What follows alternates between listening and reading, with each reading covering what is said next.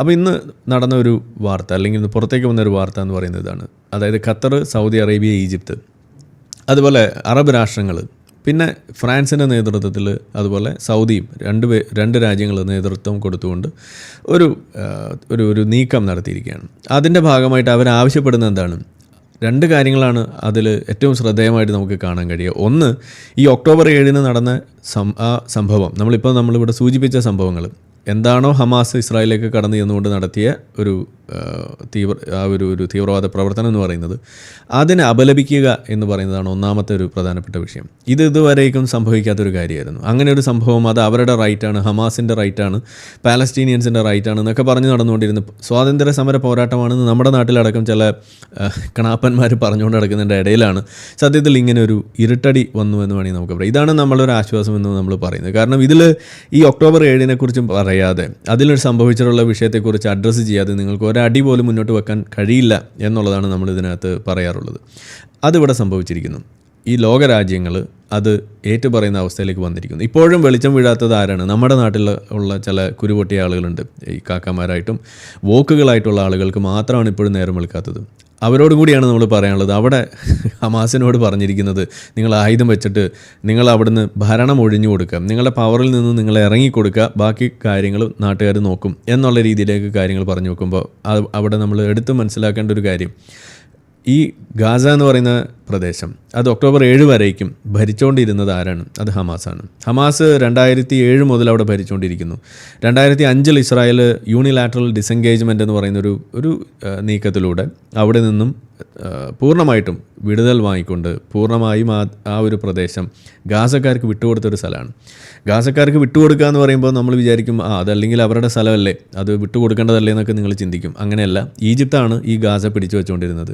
ഈജിപ്തിൻ്റെ കയ്യിൽ നിന്നും 1967 യുദ്ധത്തിൽ ഇസ്രായേലാണ് ഈജിപ്തിൻ്റെ കയ്യിൽ നിന്നും ഈ ഗാസ പിടിച്ചെടുക്കുന്നത്. അങ്ങനെ യുദ്ധത്തിൽ പിടിച്ചെടുക്കുന്ന സ്ഥലമൊക്കെ സ്വന്തമായിട്ട് വെക്കാനുള്ള അവകാശം എങ്ങനെയാണോ എല്ലാവർക്കും ഉള്ളത്, അതേപോലെ തന്നെ ഇസ്രായേലിനുണ്ട്. അവർ അത്രയും കാലം വെച്ചുകൊണ്ടിരുന്നത്. പക്ഷേ ഒരു സമാധാനം എന്ന് പറയുന്ന സംഗതിക്ക് വേണ്ടിയിട്ട്, അതായത് ലാൻഡ് ഫോർ പീസ് എന്ന് പറയുന്ന ഒരു കോൺസെപ്റ്റ് ഉള്ളതുകൊണ്ട് അവർ സമാധാനം ലഭിക്കുമെങ്കിൽ ആകട്ടെ എന്ന ലക്ഷ്യത്തിൽ ആ ഗാസ വിട്ടുകൊടുത്തുകൊണ്ട് അവർ ഈ ഒരു സമാധാനത്തിന് വേണ്ടിയിട്ട് ശ്രമിക്കുന്നു. അങ്ങനെയാണ് 2005 അവർ വിട്ടുപോകുന്ന സമയത്ത് ആ പ്രദേശത്ത് നിന്ന് വിട്ടുപോകാതെ ഇരുന്ന ജൂതന്മാരായിട്ടുള്ള ആളുകളെ ഫൈൻ അടപ്പിച്ചും അവരെ വലിയ തോതിൽ അതിനുവേണ്ടി പ്രേരിപ്പിക്കാൻ വേണ്ടിയിട്ട് അവർക്ക് നേരെ ബലം പ്രയോഗിച്ചും നിയമം പ്രയോഗിച്ചും തന്നെയാണ് അവർ കൊണ്ടുപോയത്. ആ പോകുന്ന കൂട്ടത്തിൽ ശവകുടീരങ്ങൾ വരെ തോണ്ടിക്കൊണ്ടുപോയി എന്നൊക്കെ നമ്മൾ പറയുന്നത് കേട്ടിട്ടുണ്ടാകും. ആ രീതിയിൽ പൂർണ്ണമായിട്ടും ജൂതന്മാരായിട്ടുള്ള ആളുകൾ അവിടെ നിന്ന് വിട്ട് മാറി അത് പൂർണ്ണമായിട്ടും ഗാസക്കാർക്ക് വിട്ടുകൊടുക്കുന്ന ഒരു നീക്കമാണ് 2005 നടത്തിയത്. ഇത് എത്ര കാക്കമാർക്ക് അറിയാം? ഇത് എത്ര വോക്കുകൾക്ക് അറിയാമെന്നാണ് ഞാൻ ചോദിക്കുന്നത്. എത്ര ഇടതുപക്ഷക്കാർക്ക് ഇതറിയാം? നിങ്ങൾ ഈ യാഥാർത്ഥ്യം ഒന്നും അറിയാതെ വെറുതെ കിടന്ന് ഈ ഒരു സേവ് ഗാഷ എന്ന് പറഞ്ഞ് നടന്നുകൊണ്ടൊന്നും കാര്യമൊന്നും നടക്കാൻ പോകുന്നില്ല. എന്താണ് ഇതിൻ്റെ യാഥാർത്ഥ്യം എന്ന് നമ്മൾ പറയേണ്ടി വരുന്നത് അവിടെയാണ്.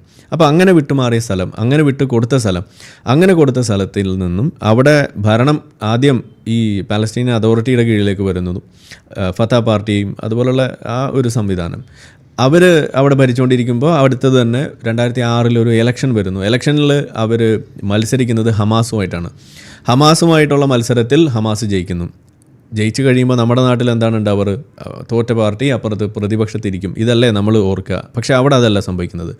ആരാണോ തോറ്റത്, ആ തോറ്റ ആളുകളെ അവിടെ നിന്ന് ഓടിക്കുക എന്നുള്ളതാണ് പിന്നെ അവിടെ ഭരിച്ചുകൊണ്ടിരിക്കുന്ന ആളുകൾ ചെയ്തത്. ഹമാസ് ആദ്യം ചെയ്തത് അവിടെ ജീവനോടെ ബാക്കിയുള്ള എല്ലാ പ്രതിപക്ഷത്തിരിക്കുന്ന ആളുകളെയും വെടിവെച്ച് കൊല്ലുകയും അവരെ അവിടുന്ന് ആട്ടി ഓടിക്കുകയും ഈ പാലസ്തീൻ അതോറിറ്റിയുടെ ഭാഗമായിട്ടുള്ള ആളുകളെ മുഴുവൻ, ഫത്ത പാർട്ടിയിൽപ്പെട്ടിട്ടുള്ള ആളുകളെ മുഴുവൻ അവിടുന്ന് കൊന്നുതള്ളുകയും ഓടിച്ചു വിടുകയും ചെയ്തിട്ട് അവർ പിന്നെ 2006-7 മുതൽ ഈ 2023 ഈ ഒക്ടോബർ 7 ഈ സംഭവം നടക്കുന്നത് വരേക്കും ഇപ്പോഴും അവിടെ ഭരിച്ചുകൊണ്ടിരിക്കുന്നത് ഹമാസ് തന്നെയാണ്. അപ്പോൾ നിങ്ങൾ ആലോചിക്കുക, നിങ്ങൾ പറയുന്നു ഫ്രീ പാലസ്റ്റൈൻ എന്ന് പറയുമ്പോൾ ഇവിടുന്ന് ആര് എങ്ങോട്ട് എന്ത് ഫ്രീ ചെയ്യുന്നതിനെ കുറിച്ചാണ് നിങ്ങൾ പറയുന്നത്? ഓൾറെഡി ഫ്രീ ആയി നിങ്ങൾ തന്നെ ഭരിച്ചുകൊണ്ടിരിക്കുന്ന സ്ഥലം. അവിടെ അന്ന് നിങ്ങൾ ഓപ്പൺ എയർ പ്രിസൺ ആയിരുന്നു എന്നൊക്കെ പറഞ്ഞിരുന്നു. പക്ഷേ ഇപ്പോൾ നിങ്ങൾ പറയുന്നത് പണ്ട് ഞങ്ങൾ ഭയങ്കര സ്വർഗ്ഗത്തിലായിരുന്നു, ഇപ്പോൾ ഭയങ്കര പ്രശ്നമാണെന്നാണ് പറഞ്ഞത്. അപ്പോൾ നിങ്ങളുടെ വാദം നിങ്ങൾ തന്നെ പൊളിച്ച സ്ഥിതിക്ക് ഇനി ആ വാദം നമ്മൾ എടുക്കില്ല. പണ്ട് ഓപ്പൺ എയർ പ്രിസൺ ആയിരുന്നില്ല. ഈ ഗാസിൽ നിന്നും ആളുകൾ പുറത്തേക്ക് പോയിട്ടുണ്ട്, അകത്തേക്ക് വന്നിട്ടുണ്ട്, വിദ്യാഭ്യസിക്കാൻ വേണ്ടി പല രാജ്യങ്ങളിലേക്കും പോയിട്ടുണ്ട്, ഇതെല്ലാം ചെയ്തിട്ടുണ്ട്. അങ്ങനെ ചെയ്ത് നിന്നിരുന്ന സമയത്ത് നിങ്ങൾ പിന്നെ എന്തിനാണ് ഈ പറയുന്നത്, അല്ലെങ്കിൽ എന്ത് അടിസ്ഥാനത്തിലാണ് ഈ ഫ്രീ പാലസ്റ്റൈൻ ഇപ്പോൾ പറഞ്ഞുകൊണ്ടിരിക്കുന്നത് നമ്മൾ ചോദിക്കുന്നത് അവിടെയാണ്.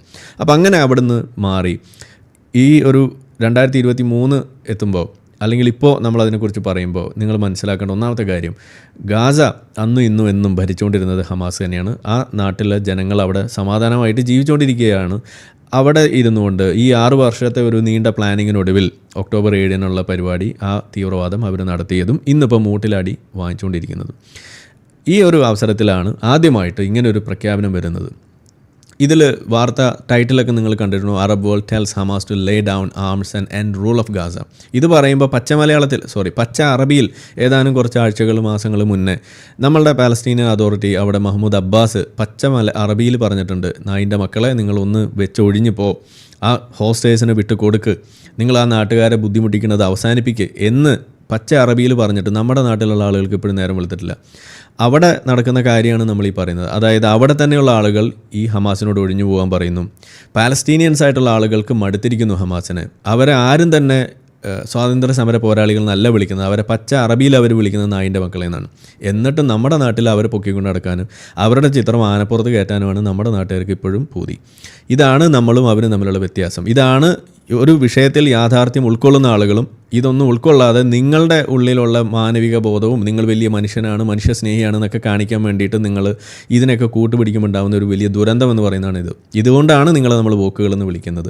യഥാർത്ഥത്തിൽ നിങ്ങൾ കാര്യങ്ങൾ കണ്ട് അതിന് പറയേണ്ട പോലെ പറയുന്നതിന് പകരം നിങ്ങളുടെ ചില ബോധ്യങ്ങൾ, നിങ്ങളുടെ ചില കാര്യങ്ങൾ അവിടെ സ്ഥാപിക്കാൻ വേണ്ടിയിട്ട് ഇത്തരം വിഷയങ്ങൾ നിങ്ങൾ ഉപയോഗിക്കുന്നു. ഇതാണ് അവിടെ സംഭവിക്കുന്നത്. ഇതിനെ എതിർത്ത് പറയുന്ന ആളുകൾ നിങ്ങൾ സംഘിച്ചാപ്പയും മറ്റു പല ചാപ്പയും അടിച്ച് ഒതുക്കുന്ന കാഴ്ചയാണ് പണ്ട് കണ്ടിരുന്നത്. ഇന്ന് അത് വിലപ്പോവില്ല, എൻ്റെ അടുത്ത് അത് നടക്കില്ല. നിങ്ങൾ എന്ത് ചാപ്പ അടിച്ചാലും നമുക്ക് പറയാനുള്ളത് പറഞ്ഞിട്ടുണ്ട്, ഇപ്പോഴും അത് തന്നെയാണ് പറഞ്ഞുകൊണ്ടിരിക്കുന്നത്. ഇനി ഇവിടെ ഇരുന്നിട്ട് നിങ്ങൾക്ക് ചാപ്പ അടിക്കാം, അതിനപ്പുറത്തേക്ക് നിങ്ങൾക്ക് കൂടുതലൊന്നും ചെയ്യാൻ കഴിയില്ല എന്നുള്ളത് ഇവിടെ നാട്ടുകാർ മനസ്സിലാക്കിയിട്ടുണ്ട്. അല്ല എന്നുണ്ടെങ്കിൽ നിങ്ങൾ ഒറ്റ കാര്യം മനസ്സിലാക്കേണ്ടു, നിങ്ങൾ വലിയ സ്വാതന്ത്ര്യ സമര പോരാളികൾ എന്ന് വിളിക്കുന്ന ഈ ഹമാസിനെ അവരുടെ സ്വന്തം നാട്ടുകാർ വിളിക്കുന്നത് നായിൻ്റെ മക്കളെന്നാണ്. അതെങ്കിലും നിങ്ങളൊന്ന് ഓർക്കുക എൻ്റെ പൊന്നണ്ണമാരെ എന്നാണ് എനിക്ക് പറയാനുള്ളത്. ഇതിൽ കൂടുതലൊന്നും നിങ്ങളോടൊന്നും തലയിലേക്ക് ഓതി തരാൻ നമുക്കിനി സമയമില്ല, അതിന് മെനക്കെടേണ്ട കാര്യമില്ല. ഇത് ബോധമുള്ള ആളുകൾക്ക് മനസ്സിലാക്കാനുള്ള എല്ലാ വഴി ഇവിടെ ഉണ്ട്. അത് തുറന്നിടുക എന്നുള്ളൊരു പണി മാത്രമേ നമ്മൾ ചെയ്യുന്നുള്ളൂ.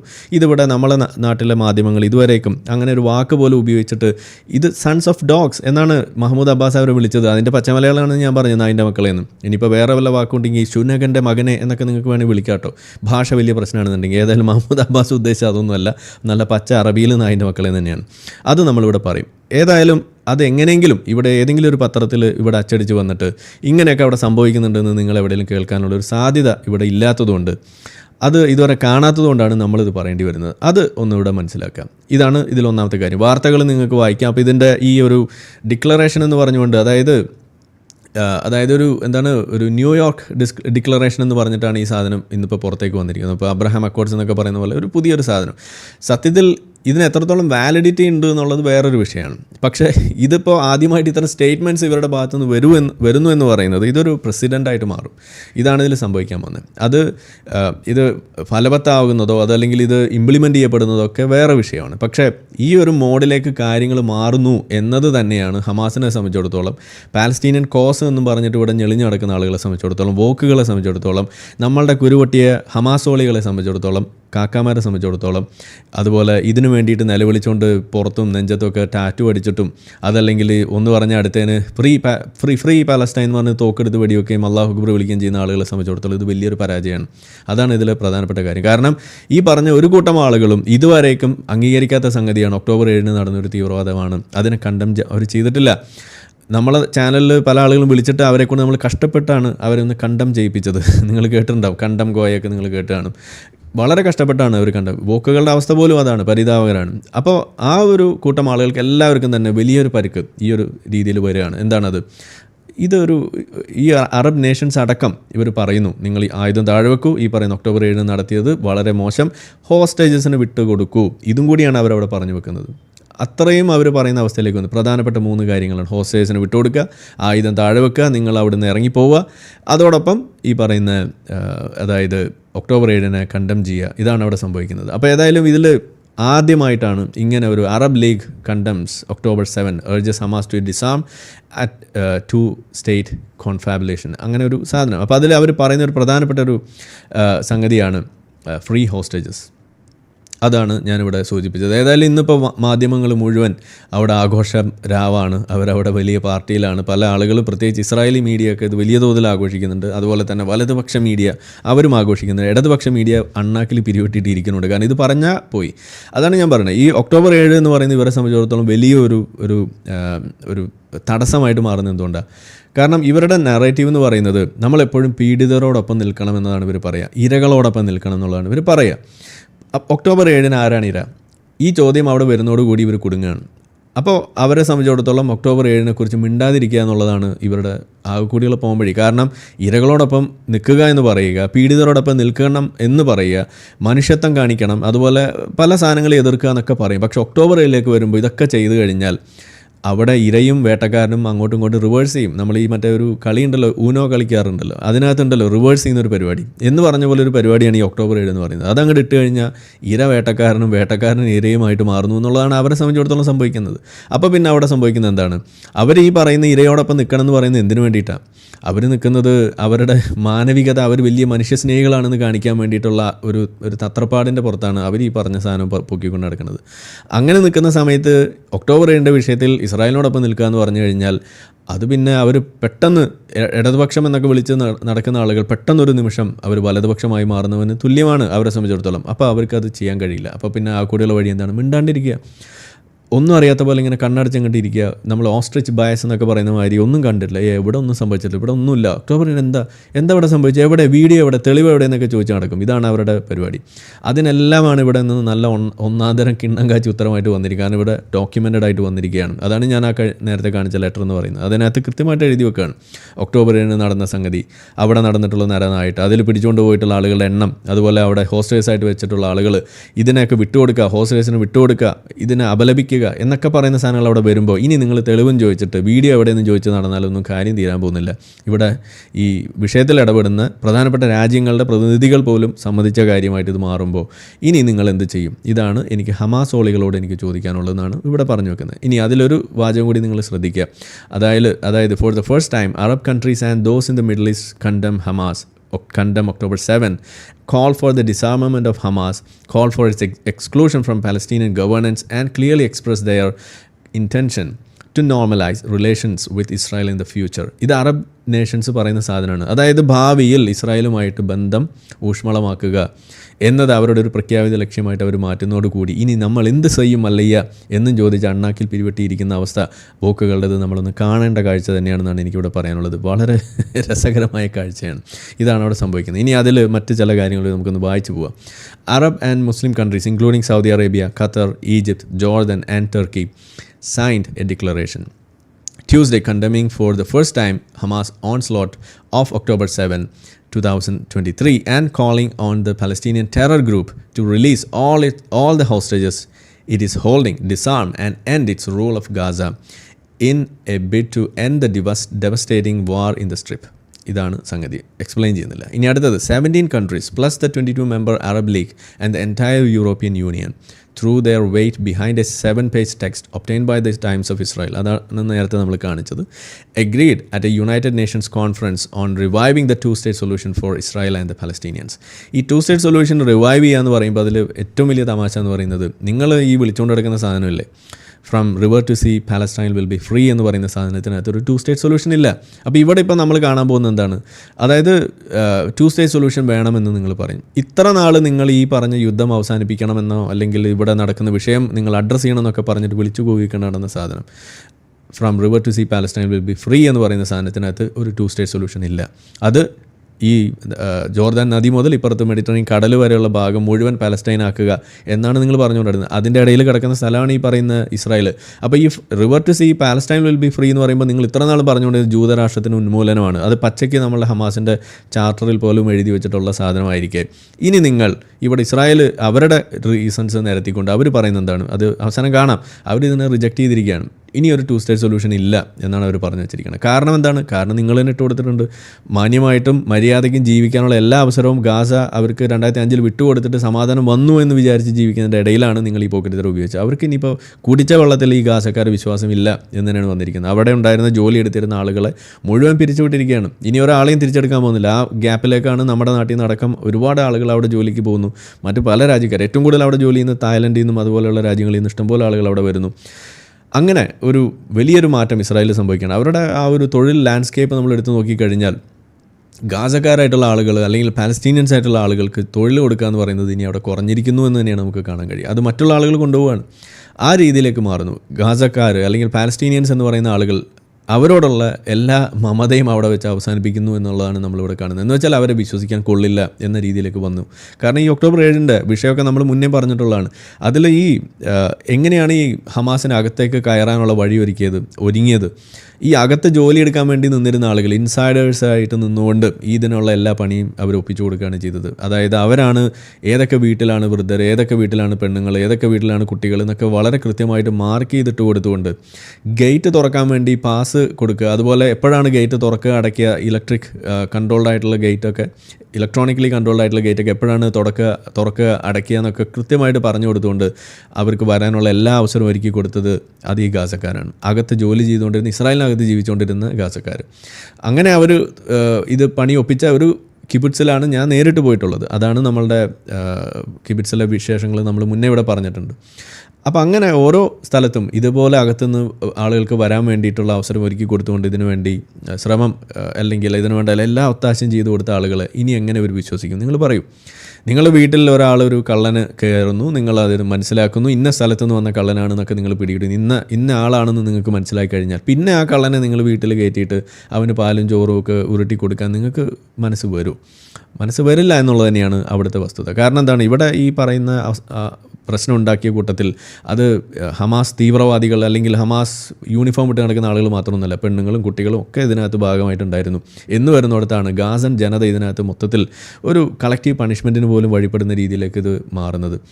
ആ കിബുട്സിലേക്ക് കടന്നു വന്നുകൊണ്ട് അവിടെ ആളുകളെ പിടിച്ച് കൊണ്ടുവന്ന് ഓരോ സ്ഥലത്തൊക്കെ കൊണ്ടുവന്ന് അവരിങ്ങനെ തമ്പടിപ്പിച്ച് എന്നിട്ട് അവിടെ കൊള്ള മുതൽ മുഴുവൻ അവിടെ കൊണ്ടു നിർത്തി എന്താണ് മുഹമ്മദ് നബി ചെയ്തത് അതൊക്കെ ചെയ്ത് ആ സാധനം തിരിച്ചു കൊണ്ടുപോവുകയും അത് പങ്കുവെക്കുകയും ഇതെല്ലാം ചെയ്യുന്ന സമയത്ത് അവിടെ കുട്ടികളുണ്ടായിരുന്നു, സ്ത്രീകളുണ്ടായിരുന്നു. ഇവരെല്ലാവരും കൂടിയാണ് ഈ സാധനം തിരിച്ചു കൊണ്ടുപോകുന്നത്.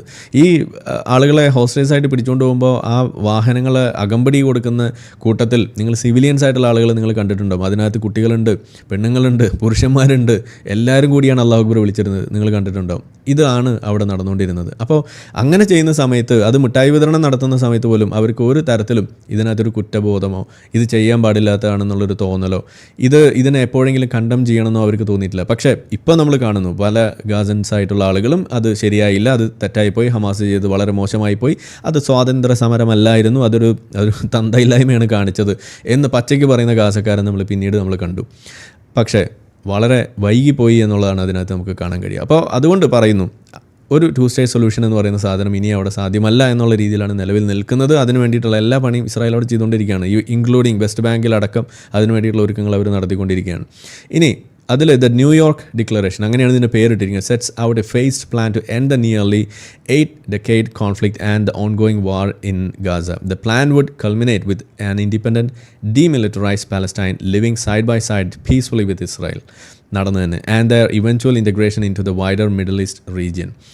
അങ്ങനെ നടക്കാൻ പോകുന്നില്ല. കാരണം എന്താണെന്ന് പറഞ്ഞു കഴിഞ്ഞാൽ അത് ഇസ്രായേലുമായിട്ടുള്ള പ്രശ്നം കൊണ്ടല്ല, ഒരു പാലസ്റ്റൈൻ എന്ന് പറയുന്ന ഒരു സാധനം ഉണ്ടാവാൻ പോകുന്നില്ല. നിങ്ങൾ അങ്ങനെ ഒരു പാലസ്റ്റൈൻ ഉണ്ടാക്കിയാൽ തന്നെ അടുത്ത ദിവസം ഗാസ ഒരു രാജ്യമായിട്ടും വെസ്റ്റ് ബാങ്ക് വേറൊരു രാജ്യമായിട്ടും മാറും. ഇതാണ് അവിടെ സംഭവിക്കാൻ പോകുന്നത്. കാരണം എന്താണ്, ഞാൻ തുടക്കത്തിൽ പറഞ്ഞ പോലെ 2006 എങ്ങനെയാണോ ഈ ഗാസയിലുണ്ടായിരുന്ന ഹമാസ് വെസ്റ്റ് ബാങ്കിലുണ്ടായിരുന്ന അതുപോലെ തന്നെ ഇവരുടെ നാട്ടിലുണ്ടായിരുന്ന ആളുകൾ തമ്മിൽ വെടിവെച്ചത് തീർത്തത് അത് ഇനിയും ആവർത്തിക്കും എന്നുള്ളതാണ്. പക്ഷേ ഇതിൽ ഒരൊറ്റ വ്യത്യാസമുള്ളത് ഹമാസിൻ്റെ വെടി ഏതാണ്ട് തീർന്നിട്ടുണ്ട് എന്നുള്ളത് മാത്രമാണ് ഇതിലൊരു ആശ്വാസം. പക്ഷേ പ്രശ്നം അപ്പോഴും മറ്റ് പല കൂട്ടരും ഇതോടൊപ്പം തന്നെ ഉയർന്നു വന്നിട്ടുള്ള ഹമാസിനോടൊപ്പം നിന്നിരുന്നുള്ള ആളുകൾ ഇപ്പോഴും അവിടെയൊക്കെ ഉണ്ട്. ഇപ്പോൾ പാലസ്തീനിയൻ ജിഹാദ് എന്നൊക്കെ പറഞ്ഞുള്ള ചില ഓർഗനൈസേഷൻസ് ഉണ്ട്. അവരൊക്കെ ഇപ്പോഴും അവിടെ തന്നെ 70ഓളം ഓർഗനൈസേഷൻസാണ്, ജിഹാദി കൂട്ടങ്ങളാണ് അവിടെ ഉള്ളത്. അവരൊക്കെ ഇപ്പോഴും അവിടെ ഉറങ്ങാതെ ഇരിപ്പുണ്ട്, കണ്ണിൽ വെളിച്ചെണ്ണ ഒഴിച്ച് അവിടെ ഇരിപ്പുണ്ട്. അപ്പോൾ അവരെപ്പോൾ വേണമെങ്കിലും പണി തുടങ്ങും എന്നുള്ളതാണ് അവിടെ നമുക്ക് കാണാൻ കഴിയുക. ഇതാണ് അവിടുത്തെ ഒരു അവസ്ഥ. ഇനി നമ്മളിപ്പോൾ ഇതൊക്കെ പറയുമ്പോൾ ഇതൊക്കെ ഊഹാപോഹങ്ങളായിട്ടായിരിക്കും നിങ്ങൾക്ക് തോന്നുന്നത്. അല്ല, നമ്മൾ ഈ ഒരു ഒക്ടോബർ 7 വിഷയമൊക്കെ വരുന്നതിനൊക്കെ മുന്നേ നമ്മൾ തന്നെ ഇവിടെ ഒരു വീഡിയോ ചെയ്തിട്ടുണ്ട്. ആ വീഡിയോ എന്തായിരുന്നു? ലെബനോനിൽ ഉണ്ടായിരുന്ന ഈ പാലസ്തീനിയൻ റെഫ്യൂജി ക്യാമ്പ്, ആ ക്യാമ്പിനകത്തൊരു വെടിവെപ്പ് നടക്കുന്നു. എനിക്ക് തോന്നുന്നു ഒക്ടോബർ 7 ഒരു മാസം മുന്നേ കണ്ടാണ് അത് നടന്നത്. അങ്ങനെ ആ വെടിവെപ്പ് നടന്നിട്ട് 20ഓളം പാലസ്തീനിയൻസാണ് പരസ്പരം അങ്ങോട്ടും ഇങ്ങോട്ടും വെടിവെച്ചിട്ട് കൊന്നു തള്ളിയത്. ഈ പാലസ്തീനിയൻസ് ആരാണ്? ഒന്ന് ഇപ്പുറത്ത് ഗാസയിലുണ്ടായിരുന്ന ഹമാസിൻ്റെ ആളുകളും അപ്പുറത്ത് നമ്മുടെ വെസ്റ്റ് ബാങ്കിലെ ഈ പാലസ്തീൻ അതോറിറ്റിയുടെ അല്ലെങ്കിൽ ഫത്താ പാർട്ടിയുടെ ആളുകൾ, ഇവർ തമ്മിൽ ഉണ്ടായിട്ടുള്ള കശപിശ, പരസ്പരം വെടിവെക്കുക. അതിൽ കുറഞ്ഞിട്ടുള്ളതൊന്നും ഇല്ലല്ലോ, വെടി പുക, ഇതല്ലാതെ പൊട്ടുക, ഇതിൻ്റെ അപ്പുറത്തേക്കൊരു സാധനമില്ല. ഇത് ഇവിടെ ഉണ്ടാവുകയും അന്ന് നമ്മൾ വെച്ചൊരു ചോദ്യമുണ്ട്, ഇങ്ങനെ ഒരു കൂട്ടം സംഗതി ഇവിടെ ഉണ്ടായിട്ട് ഇത് എത്ര പേര് ഇത് അറിഞ്ഞു എന്നാണ് അന്ന് നമ്മൾ ചോദിച്ചത്. അതേപോലെ ഇങ്ങനെ ഒരു വിഷയം ഇവിടെ ഉണ്ട്. അന്ന് ഒക്ടോബർ 7 നടന്നിട്ടില്ല, 2023 ഒക്ടോബർ 7 മുന്നെയാണ് അത് നടക്കുന്നത്. അന്ന് നമ്മൾ അവിടെ ചോദിച്ച ചോദ്യം ഇതാണ്. ഈ കാക്കമാരെന്നല്ല, നമ്മുടെ സമാധാനവാദ വാർത്തകളിലാണ് അത് അന്ന് പറഞ്ഞതായിട്ട് എൻ്റെ ഓർമ്മ. ഏതോ ഒരെണ്ണത്തിൽ ഇതിങ്ങനെ സ്ഥിരമായിട്ട് നടക്കുന്നുണ്ട്, ഏതാ എപ്പിസോഡൊന്നും ഓർക്കുന്നില്ല, എന്തായാലും ഏതോ ഒന്നിലുണ്ട്. സമാധാനവാദ വാർത്തയാണെന്ന് മാത്രം എനിക്കറിയാം, അത്ര എളുപ്പമാണ് കണ്ടെത്താൻ. അപ്പോൾ അതിൽ നമ്മൾ ചോദിച്ച ചോദ്യമാണ് ഇതാണ് അവിടെ സംഭവിക്കുന്നത്. പരസ്പരം അങ്ങോട്ടും ഇങ്ങോട്ടും വെടിവെച്ച് കൊന്നും. ഒന്ന് ഇപ്പുറത്ത് ഹമാസും അപ്പുറത്ത് നമ്മുടെ ഫത്താ പാർട്ടിയുടെ ആളുകളും. എന്താ പ്രശ്നം? അവർ തമ്മിലുള്ള വൈര്യം. അതാണ് ഞാൻ പറഞ്ഞത്. നിങ്ങളൊരു പാലസ്തീൻ എന്ന് പറഞ്ഞിട്ട് ഒരു രാജ്യം ഉണ്ടാക്കാൻ വേണ്ടി ശ്രമിച്ചാൽ ഞാൻ അടിവരയിട്ട് തരികയാണ്, അത് അങ്ങനെ ഉണ്ടാക്കുന്ന ഒരു രാജ്യത്തിന് അധികം നാൾ നിലനിൽപ്പുണ്ടാവില്ല. അവർ തമ്മിൽ അങ്ങോട്ടും ഇങ്ങോട്ടും അടി കൂടിയിട്ട് ഈ പറയുന്ന പ്രദേശം രണ്ടായിട്ട് പിരിയും. അതൊന്ന് ഗാസയായിട്ടും ഒന്ന് വെസ്റ്റ് ബാങ്കുമായിട്ട് പിരിയും. അത് രണ്ട് രാജ്യമായിട്ടാണ് പിന്നീട് നമുക്ക് കണക്കാക്കാൻ കഴിയുള്ളൂ എന്നുള്ളതാണ് അവിടെ വരുന്നത്. അല്ലെങ്കിൽ പിന്നെ എന്തെങ്കിലും വല്ല ഇപ്പോൾ മുഹമ്മദ് നബി മറ്റേ ചന്ദ്രനെ പിളർത്തി പോലെയൊക്കെ വല്ല മിറാക്കിളും സംഭവിച്ച് അങ്ങനെ മാത്രമാണ് ഇനി അതിനകത്ത് എന്തെങ്കിലും ഒരു വ്യത്യാസം ഉണ്ടാകാൻ പോകുന്നത്. അതാണ് ഞാൻ ഇവിടെ പറഞ്ഞത്. ഇത് ഇവിടെ കാണാം. Prime minister Netanyahu opposes a two-state solution and has rejected the meeting on both nationalistic and security grounds. അവരുടെ പ്രധാന പ്രശ്നം അത് തന്നെയാണ്. നേരത്തെ പറഞ്ഞു, സെക്യൂരിറ്റി ഗ്രൗണ്ട്സും നാഷണലിസ്റ്റിക് റീസൺസും തന്നെയാണ് അവർ മുന്നോട്ട് വെക്കുക. അതിൽ കഴമ്പുണ്ട് താനും. ആ കഴമ്പുണ്ടാക്കി കൊടുത്തത് ഇപ്പോൾ ഈ പറയുന്ന ഒക്ടോബർ 7 ഈ പണിയൊക്കെ ഒപ്പിച്ച ആളുകൾ തന്നെയാണ്. Israel's close ally, the United States, is also boycotting, calling the meeting unproductive and ill-timed. ഇതാണ് മറ്റൊരു കൂട്ടം, അതായത് US-ഉം അതിനോട് ഓപ്പോസ് ചെയ്യുന്നു. കാരണം ഈ രണ്ട് കൂട്ടം ആളുകൾക്കാണ് ഈ വിഷയം മനസ്സിലായിട്ടുള്ളൂ. കാരണം ഇതിൻ്റെ അടിസ്ഥാന പ്രശ്നം എന്താണ്? അടിസ്ഥാന പ്രശ്നം മതമാണ്, ജൂതവിരുദ്ധതയാണ്. ആ മതത്തിൻ്റെ അടിസ്ഥാനത്തിലുള്ള ജൂതവിരുദ്ധത. അത് നമ്മൾ പറയുമ്പോൾ മനസ്സിലാകാത്ത ആളുകൾ നേരെ പോവുക, ഗൂഗിൾ എടുക്കുക, ഹമാസിൻ്റെ ചാർട്ടർ എടുക്കുക, വായിക്കുക, സെർച്ച് ചെയ്ത് കഴിയുമ്പോൾ അത് കിട്ടും. അതിനകത്ത് ഫസ്റ്റ് പേജിൽ തന്നെ നിങ്ങൾക്ക് കാണാം. അതായത് ഇസ്രായേൽ എന്താണ്, Islam will obliterate Israel just as it obliterated others before it എന്ന് തന്നെയാണ് എഴുതി വെച്ചിട്ടുണ്ട്. ഇസ്ലാം തന്നെയാണ് എന്ന് തന്നെയാണ് അവിടെ എഴുതി വെച്ചത്. ഇസ്ലാം എന്ന് പറയുന്നത് ഏതെങ്കിലും ചക്കയുടെ മാങ്ങയുടെ പേരൊന്നുമല്ലല്ലോ, അല്ലെങ്കിൽ പോത്തുംകുട്ടീൻ്റെ പേരൊന്നുമല്ലല്ലോ, മൂരിക്കുട്ടീൻ്റെ പേരുമല്ല. അത് നല്ല അസൽ മതത്തിൻ്റെ പേര് തന്നെയാണ്. അപ്പോൾ അവിടെ എന്താണ് അവിടെ എഴുതി വെച്ചിരിക്കുന്നത്? ഇതിന് മുന്നേ ഉള്ള ജനതയെ, രാജ്യങ്ങളെ എങ്ങനെയാണോ നമ്മൾ നശിപ്പിച്ചില്ലാണ്ടാക്കിയത് അതുപോലെ ഇസ്രായേലിനെയും ഇല്ലാതെയാക്കും, ഇസ്ലാം ഇല്ലാതെയാക്കും എന്ന് തന്നെയാണ് അവിടെ എഴുതി വെച്ചിരിക്കുന്നത്. ഇതാണ് ഒന്നാമത്തത്. രണ്ട്, അതിൻ്റെ താഴേക്ക് പോയി കഴിഞ്ഞാൽ നിങ്ങൾക്ക് വായിക്കാം.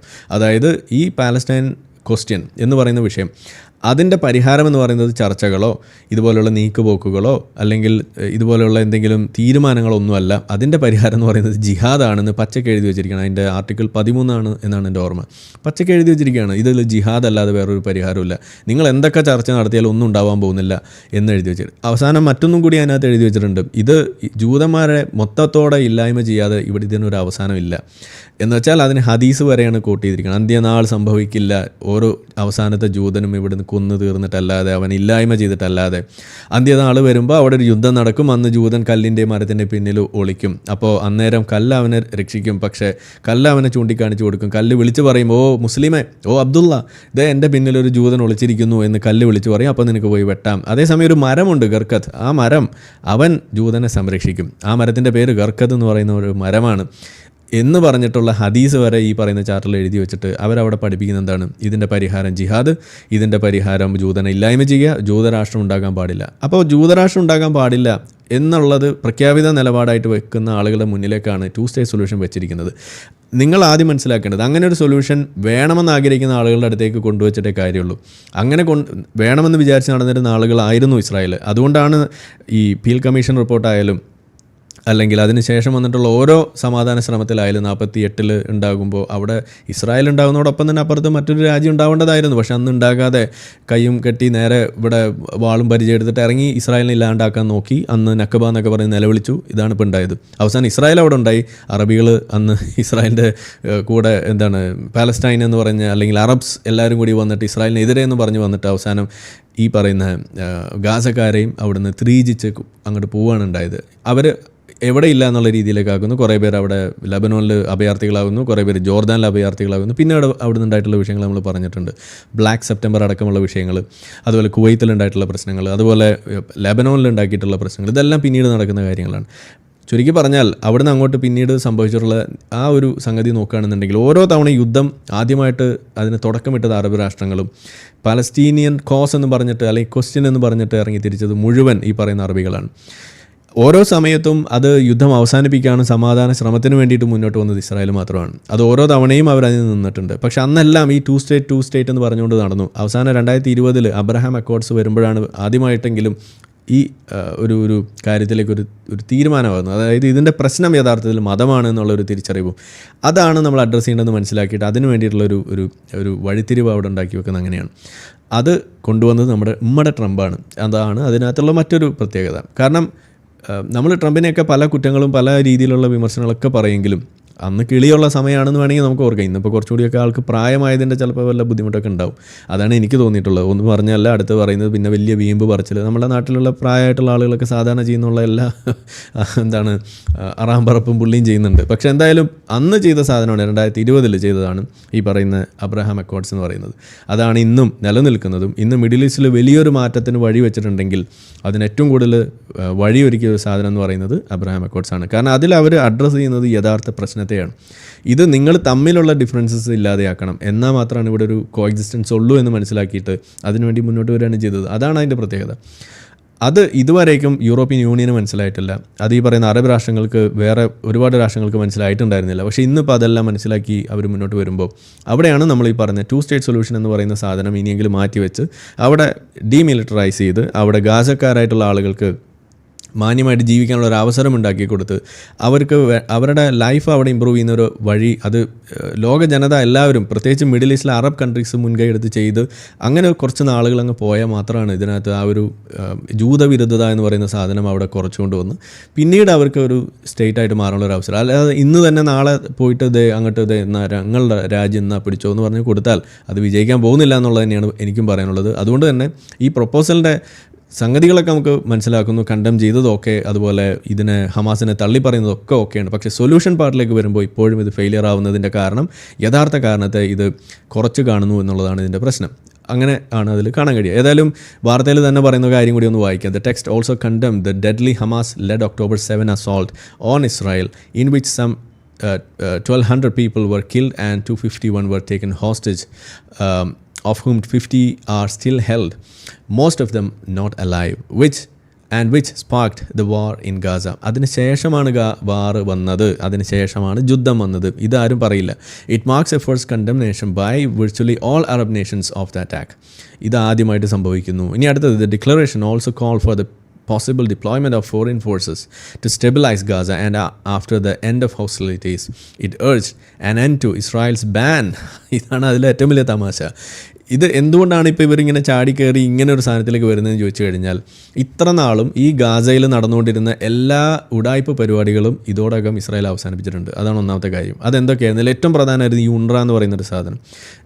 നമ്മളിപ്പോൾ നമ്മുടെ ഒരു വീഡിയോ ചെയ്തിട്ടുണ്ട്. അതായത് ഈ ഗാസ എന്ന് പറയുന്നത് സത്യത്തിൽ അല്ലെങ്കിൽ പലസ്തീൻ എന്ന് പറഞ്ഞ് നടക്കുന്ന സാധനം സത്യത്തിൽ ഒരു ഗ്ലോറിഫൈഡ് യാചക സംഘമാണ്. ഇതാണ് എനിക്കും പറയാനുള്ളത്. കാരണം ഒരു പ്രശ്നം ഉണ്ടാകുന്നു, അതിൻ്റെ പേരിൽ അഭയാർത്ഥികളാകുന്നു, എന്നിട്ട് അതിനകത്ത് നിങ്ങൾ എന്തെങ്കിലും ചെയ്യുന്നു, അത് പരിഹരിക്കപ്പെടുന്നു, മുന്നോട്ട് പോകുന്നു. ഇതാണ് ലോകത്തെല്ലായിടത്തും നടക്കാറുള്ളത്. പക്ഷേ ഇവിടെ അങ്ങനെയല്ല. ഇവിടെ നിങ്ങൾക്ക് തലമുറകളോളം യാചന ഒരു ഹോബിയാക്കാൻ പറ്റുന്ന രീതിയിലൊരു സാധനം ഉണ്ടാക്കിക്കൂടെ. അതാണ് ഈ UNRWA എന്ന് പറയുന്നൊരു സാധനം.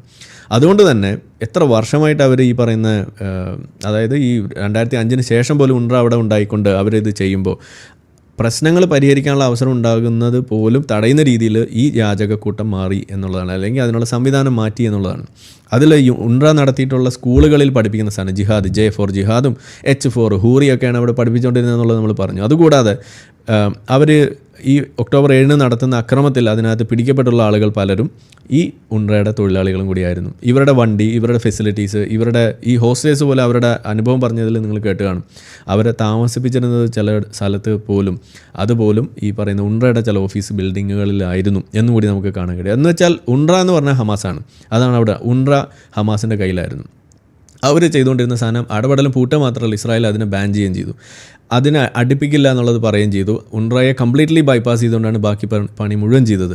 അതുമായിട്ടുള്ള ഒരു കണക്ഷനുമില്ല. പിന്നെ അതിൽ പിടിക്കപ്പെട്ടുള്ള ആളുകളെ അവരെ കേസും കാര്യം കൂട്ടമൊക്കെ ആയിട്ട് അത് വേറെ നടക്കുന്നുണ്ട്. എന്തായാലും ഇവരുടെ പ്രധാനപ്പെട്ട ഒരു ആവശ്യം അതാണ്, ഉൺറയെ ബാൻ ചെയ്യുന്നത് അത് ഒഴിവാക്കണം എന്നുള്ളത്. അത് നടക്കാൻ പോകുന്ന കാര്യമല്ല. അതിന് പിരിച്ചുവിടാന്നുള്ളതാണ് ഇസ്രായേൽ മുന്നോട്ട് വെക്കുന്നത്. പിരിച്ചുവിട്ടേ പറ്റുള്ളൂ. കാരണം അവരുടെ ഈ തീവ്രവാദത്തിലുള്ള കണക്ഷൻ എന്ന് പറയുന്നത് എക്സ്പ്ലിസിറ്റ് ആണ്. അത് വളരെയധികം വെളിച്ചത്ത് വന്നിട്ടുള്ള കാര്യമാണ്. ഇനി അടുത്തതാണ് Palestinian right of return to places in Israel they left or were expelled from surrounding the 1948 creation of the state of Israel.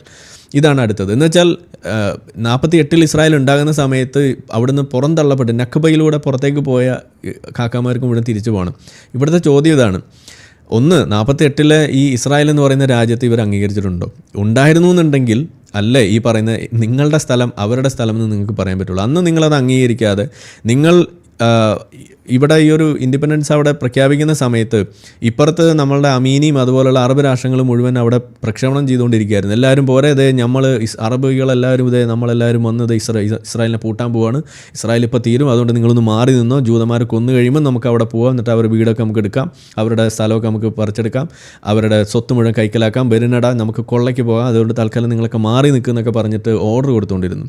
എന്നിട്ട് ഇവർ യുദ്ധത്തിന് ഇറങ്ങിയപ്പോൾ ഇസ്രായേൽ അടച്ച് പൂട്ടിക്കഴിഞ്ഞപ്പോൾ നിലവിളിയായി, അയ്യോ നക്കബ എന്ന് പറഞ്ഞു. കാരണം ആരാണ് അവരോട് ഇറങ്ങിപ്പോകാൻ പറഞ്ഞ അറബികളാണ്. ഇറങ്ങിപ്പോരുകയും ചെയ്തു. എന്നിട്ട് അവർ വിചാരിച്ച മാതിരി ജയിച്ചില്ല. ജയിക്കാതെ വന്നപ്പോൾ ഉണ്ടായിട്ടുള്ള നിലവിളിയുടെ പേരാണ് ഈ നക്കബ. അല്ലാതെ അവിടെ ഒരു നക്കബ ഉണ്ടായിട്ടില്ല. ഇനി യഥാർത്ഥത്തിൽ നിങ്ങൾക്ക് നക്കബ എന്ന് പറയണമെന്നുണ്ടെങ്കിൽ എവിടെയാണ് നടന്നിട്ടുള്ളത്? അത് ഈ 40-30 ശേഷം 1920 ശേഷം ഈ 48 വരെയുള്ള സമയത്തിൻ്റെ ഇടയിൽ ഈ ചുറ്റുമുള്ള അറബ് രാഷ്ട്രങ്ങളിലുള്ള ജൂതന്മാരായിട്ടുള്ള ആളുകൾ മുഴുവൻ കൊല്ലാൻ വിധിച്ചതും അവരെ ആട്ടി ഓടിച്ചതും അവർ മുഴുവൻ ജീവനും കൊണ്ട് ഓടി വന്ന സ്ഥലം ഏതാണ്? അതാണ് ഈ ഇസ്രായേൽ എന്ന് പറയുന്ന ഇപ്പോൾ നമ്മൾ പറയുന്ന സ്ഥലം. അതാണ് യഥാർത്ഥത്തിൽ നക്കബ എന്ന് നിങ്ങൾ വിളിക്കേണ്ടത്. അങ്ങനെ അവർ വന്ന് ജീവനും കൊണ്ട് ഓടി അവിടെ വന്നിട്ടുള്ള ആളുകൾ അവരൊരു ജീവൻ നിലനിർത്താനുള്ള വഴി സർവൈവലിന് വേണ്ടി ചെയ്ത് കണ്ട് മുന്നോട്ട് പോരുമ്പോൾ അവരെ പോയിട്ട് ആക്രമിക്കാൻ വേണ്ടി ചെയ്തു. എന്നിട്ട് ഇപ്പോൾ രക്ഷിക്കാം എന്ന് പറഞ്ഞ്, അല്ലെങ്കിൽ ഇപ്പോൾ ഇസ്രായേലിനെ തീർക്കാമെന്ന് പറഞ്ഞ് പോയിട്ട് അത് പരാജയപ്പെട്ടപ്പോൾ ഉണ്ടായിട്ടുള്ള നിലവിളിയാണ് സത്യത്തിൽ ഈ നക്കബ എന്ന് പറയുന്നത്. അതുകൊണ്ട് അതൊന്നും ഇനി വില പോവില്ല എന്നുള്ളതാണ്. അതൊന്ന്. രണ്ട്, ഇനി റൈറ്റ് ഓഫ് റിട്ടേൺ. അവിടെയാണ് ഞാൻ ഈ പറഞ്ഞ സാധനം. നിങ്ങൾ ആ ഇസ്രായേലിനെ നിങ്ങൾ അംഗീകരിച്ചിട്ടില്ല. മാത്രമല്ല നിങ്ങളാണ് ഇറങ്ങിപ്പോരാൻ പറഞ്ഞത്. മാത്രമല്ല പിന്നീട് അവർ രാജ്യം അവിടെ പ്രഖ്യാപിച്ച് ഇൻഡിപെൻഡൻസ് ആയി അവരവിടെ രാജ്യമായിട്ട് മുന്നോട്ട് പോകുമ്പോൾ ഇനി ആ പരിപാടി നടക്കില്ല എന്നുള്ളത് തന്നെയാണ്. ഇനി റൈറ്റ് ഓഫ് റിട്ടേൺ എന്ന് പറയുന്ന സാധനം ഇല്ല. അവിടുന്ന് പുറത്ത് പോയ ആളുകൾ പോയി. അന്ന് അവിടെ നിൽക്കാൻ പറഞ്ഞിട്ട് അന്ന് നിന്ന ആളുകൾ ഇന്നും ഈ പറയുന്ന പാലസ്റ്റീനിയൻസ് ആയിട്ടുള്ള അറബ് മുസ്ലിംസ് 20% ഉണ്ട് അവിടെ. അത് അന്ന് നിങ്ങൾ ഇറങ്ങിപ്പോവാൻ പറഞ്ഞപ്പോൾ പോകാതെ ഇസ്രായേലിനെ വിശ്വസിച്ച് ജൂതന്മാരെ വിശ്വസിച്ച് അന്ന് അവിടെ നിന്ന ആളുകളാണ്. അവരാണ് ഇന്നും അവിടെ ഉള്ളത്.